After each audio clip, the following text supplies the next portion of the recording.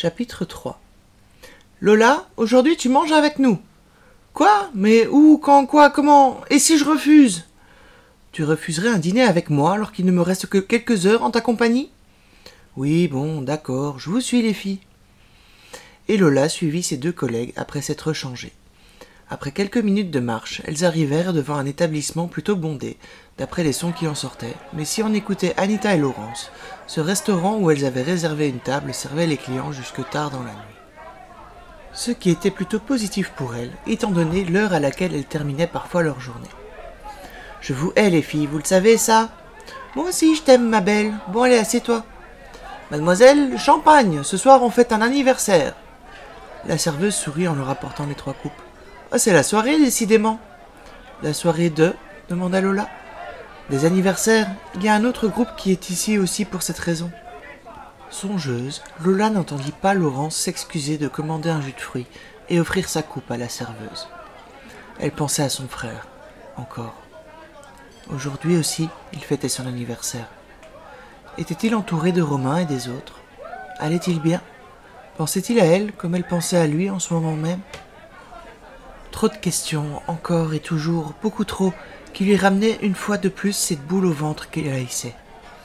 L'espace de quelques secondes, elle ferma les yeux, tentant de se calmer, et y parvint à son plus grand soulagement. Mais malheureusement, les questions, elles, restaient, comme ancrées dans son esprit et décidées à ne jamais en sortir. La fête battait son plein, entre les rires et les anecdotes, lorsqu'Alexis sentit son portable vibrer dans sa poche.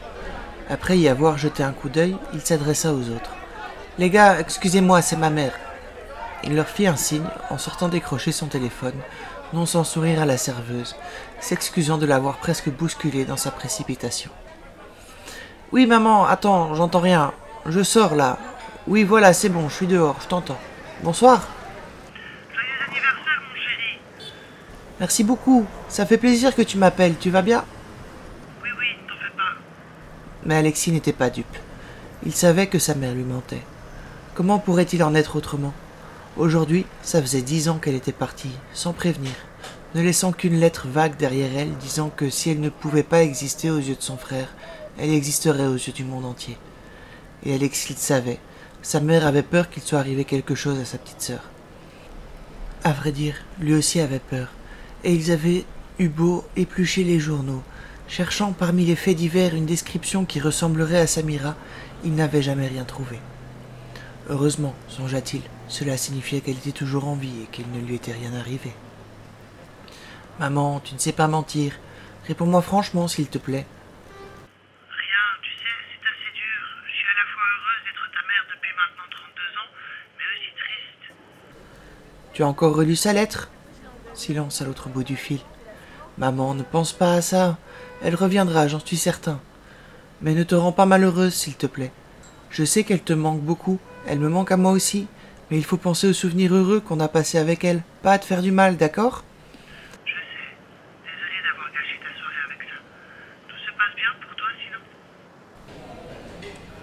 Romain, pendant ce temps, avait surveillé par la fenêtre ce qui se passait. Lorsqu'il avait vu son ami parler un peu plus longuement, avec le froncement de sourcils typique qui caractérisait le sujet sali, il était sorti pour voir si tout allait bien. Ses doutes se confirmèrent lorsqu'il entendit la fin de la conversation téléphonique.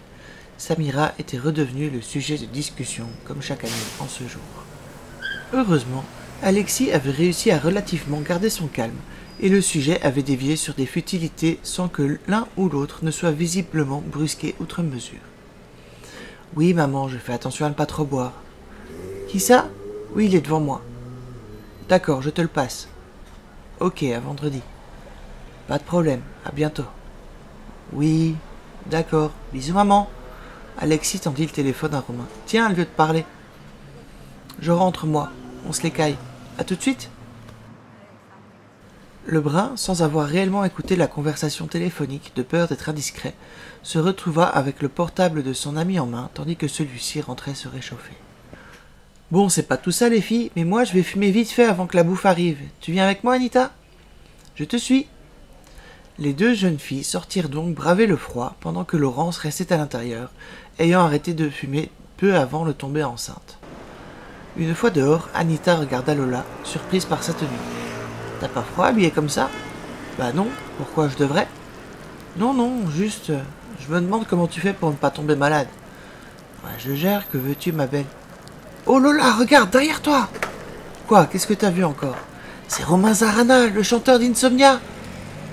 Lola sentit tout ce qui l'entourait s'écrouler et se retourna lentement, la boule au ventre. Boule qui s'intensifia lorsqu'elle réalisa que, en effet, il s'agissait bien de Romain. Il n'avait pas changé depuis toutes ces années. Il s'était quelque peu coupé les cheveux et avait laissé pousser une barbiche qui ne lui allait finalement pas si mal. Elle regarda à nouveau Anita, qui avait recommencé à parler. Elle ne s'arrêtait donc jamais. « Ah oui, c'est vrai, tu dois pas connaître. Tu n'écoutes pas la radio, j'avais oublié. Voilà. » Parler était difficile et lui demandait un énorme effort de concentration. Si tu veux, Insomnia, c'est un groupe qui a percé il y a quelques années maintenant, et Laurence et moi, on les adore. Ils ont des textes magnifiques, des mélodies qui transportent, et ils sont proches de leurs fans. Franchement, je suis sûr que ça te plairait. Il faudra que je te prête un album si tu veux. Oui, peut-être. Elle aurait aimé lui dire la vérité. Qu'elle connaissait ce groupe avant même qu'il ne s'intéresse à la musique. Qu'elle connaissait leurs morceaux par cœur avant même qu'ils ne percent. Mais elle se tut.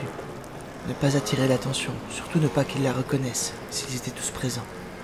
Pour Anita, elle ignorait jusqu'à l'existence de ce groupe il y a à peine quelques minutes, et c'était mieux ainsi. Anita qui recommença encore à parler. « À qui tu crois qu'il téléphone ? À sa copine sûrement, comme beaucoup de mecs au téléphone devant un restaurant sans cigarette ?» Se concentrer pour parler convenablement, surtout se concentrer. Que c'était dur. Mince, comment avait-elle parlé à sa collègue ? Ça va, pas la peine de m'agresser. Silence. Oh, doux silence. Où il était inutile de parler, où elle pouvait enfin se concentrer sur autre chose que des mots, mais sur ses pensées qui ne cessaient de tourner, sur cette boule au ventre qui ne la quittait plus, qui grandissait encore.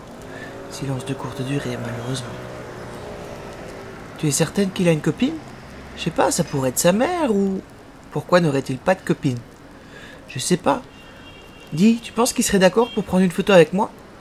Le meilleur moyen, c'est de lui demander. Oh, j'oserais jamais.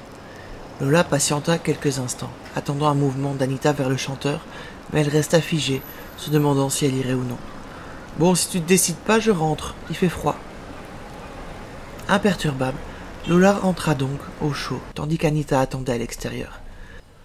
Elle s'assit en face de Laurence sans un mot, et termina sa coupe d'un trait, en commandant une autre d'un geste. Lorsque Laurence lui demanda la raison de l'absence de leur collègue, elle lui expliqua d'un ton neutre, commençant à manger sans attendre la jeune femme qui se gelait sans s'en rendre compte avec un Romain Zarana d'Insomnia, juste là devant. Anita les rejoignit, enthousiaste, leur expliquant combien il était gentil et qu'il était là avec tous les membres du groupe pour fêter... Mais Lola n'écoutait déjà plus. Elle savait déjà ce qui allait suivre. Silencieuse, elle leva la tête et vit par le miroir qui lui faisait face nul autre que Romain, qui passait derrière elle pour aller rejoindre sa table. Son cœur se serra, mais elle ne dit rien, et reprit son repas, une boule dans la gorge. Quand Anita eut enfin terminé de parler, Lola tourna vivement la tête sur le côté, suivant l'ombre qui venait de passer derrière elle. Il y avait des panneaux et des plantes au fond de la salle, si bien qu'elle ne voyait pas la table qui était derrière, ni les gens qui y étaient assis, mais elle pouvait entendre des rires, son rire. Réussissant à bafouiller quelques mots d'excuses aux deux autres, elle se leva et se dirigea vers les toilettes, où elle remit l'intégralité de ce qu'elle venait d'ingurgiter. Elle se redressa, tira la chasse avant d'aller au lavabo pour se passer de l'eau sur le visage. Tant pis pour le maquillage, il avait déjà coulé avec ses larmes de toute manière. Elle se prit la tête dans les mains, c'était pas possible, juste impossible. Pendant ce temps, Anita et Laurence débattaient sur ce qui avait bien pu se passer dans la tête de la blonde. Je comprends pas, elle avait pourtant l'air d'aller bien avant de sortir. Vous avez parlé de quoi ? De pas grand-chose, qu'elle avait jamais froid, puis j'ai vu Romain derrière elle, et voilà, d'un coup elle s'est transformée en une sorte de robot zombie, j'avais l'impression de parler à une machine dont les réponses étaient préenregistrées. Elle m'a même agressé à un moment. Tu es sûr qu'elle ne les connaît pas ? Certaine, elle a ni la télé, ni internet, elle écoute pratiquement jamais la radio, et le seul téléphone qu'elle a, c'est un vieux portable de l'an 40, qu'elle a même pas avec elle d'après ce que j'ai vu. Faudrait essayer de voir pourquoi elle est dans cet état. Ah, j'ai déjà essayé. À chaque fois qu'on lui parle quand elle va mal, si le sujet est un tant soit peu sensible, elle se bloque et ne sort plus un mot. Si elle veut dire quelque chose, elle nous le dira d'elle-même. T'es sûr ? Non, mais il vaut mieux ça que de la forcer. Lola s'aspergea à nouveau le visage, puis essuya comme elle le put les traînées de sel et de maquillage qu'elle avait partout. Quand son état fut plus ou moins présentable, elle ressortit de la cabine pour arriver dans le couloir qui menait à la salle de restaurant. Passant devant les toilettes des hommes, elle bouscula quelqu'un et se retourna pour s'excuser avant de s'arrêter net en plein élan. « Pardon, Alex. »